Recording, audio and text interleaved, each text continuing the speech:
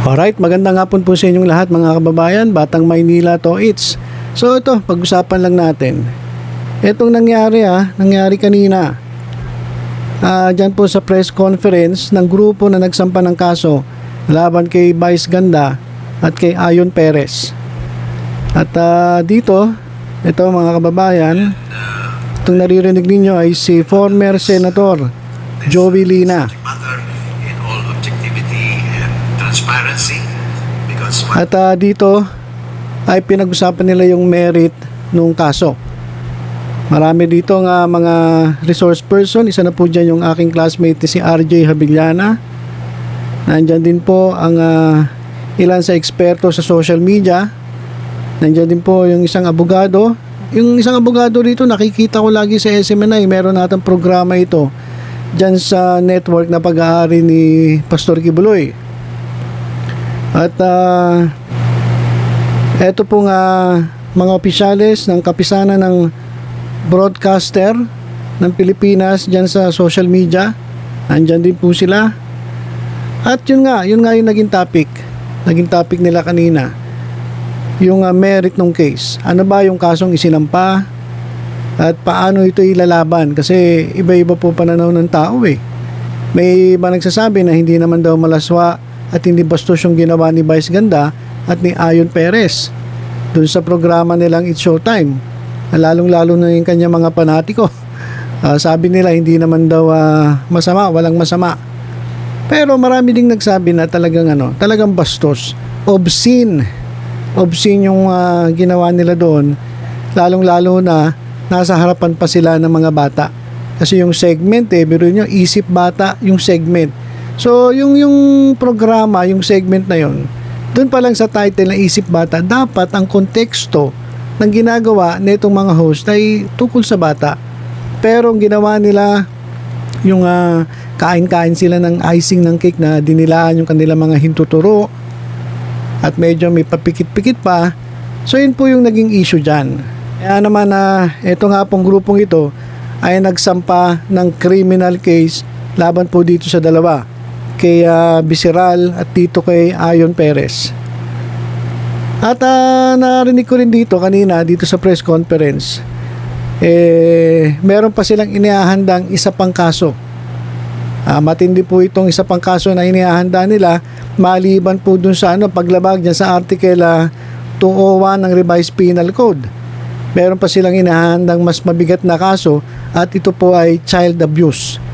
At ang ginagawa po nila ngayon ay nakikipag-usap na sila sa mga magulang na tatayo bilang complainant laban dito sa dalawa, dito kay Bisiral at dito kay Ayon Perez. So nakakalungkot na grabe, masyadong lumala itong problema.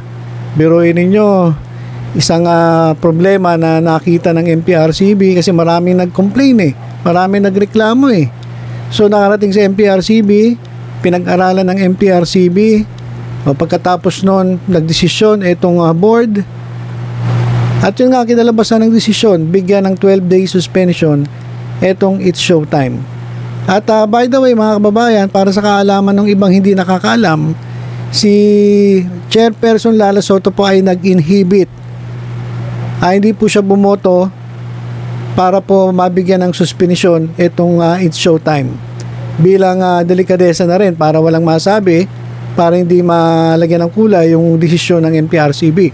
Kasi marami nagsasabi na bias daw itong MPRCB dahil nga itong si Lala Soto ay anak ni Tito Sen na nandyan naman sa kabilang noontime show.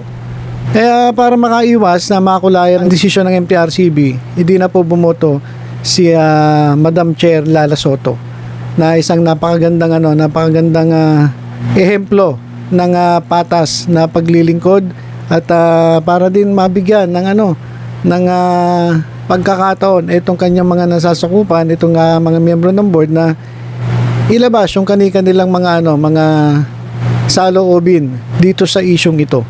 So, yun po yung nangyari.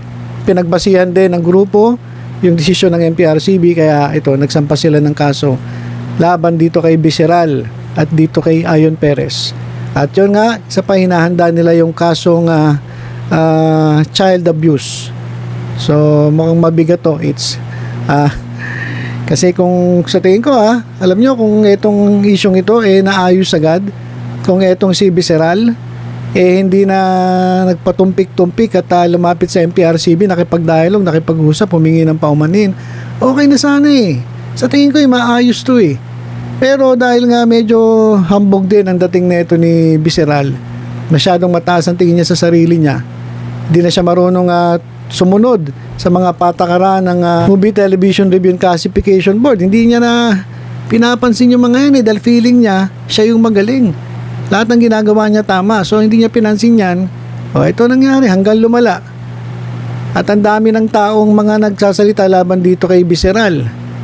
At ito mga kababayan, napansin ko lang ito nga yung nandyan po sa title natin. Parang pansin ko lang na yung mga taong nakapaligid kay Pastor Apollo C. Quiboloy, ito yung mga nagaganyan laban kay kay Vice Ganda. Hindi niyo ba napapansin?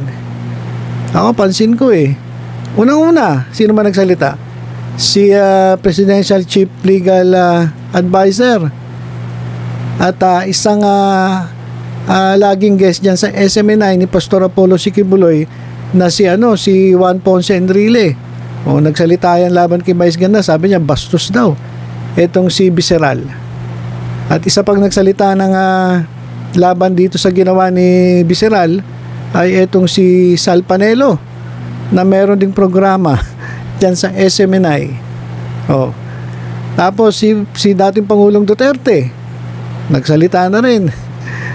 Meron ding programa yan dyan sa SMNI.